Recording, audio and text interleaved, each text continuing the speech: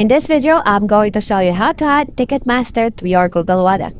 So first thing you need to do, you just go ahead and go to My Events.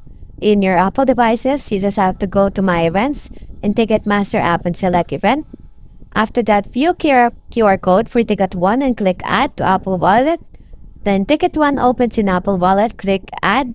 Then repeat for any additional tickets. So your ticket appears with any card stored in Apple Wallet and can be accessed without internet connection. So basically, for your Android devices, go to Play Store and download the GPay or Google Pay app to your device. Go ahead and click three lines on the top left to open My Events. Then open your order and view your tickets. Click Save to phone on the QR code to add your ticket to GPay. And then do this for each ticket in your order. So click Save to Google Pay. Then to view tickets without internet connection, open the GPay app. Your tickets appear with any card stored there, so just click to open. Now all the stuff to do is scan your ticket to the gate and go and enjoy the show.